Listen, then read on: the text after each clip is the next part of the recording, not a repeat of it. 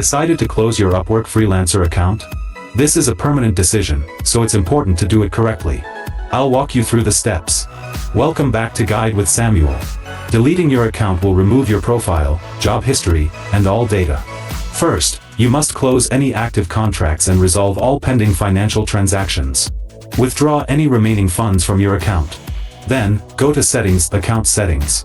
You will find an option to Close My Account.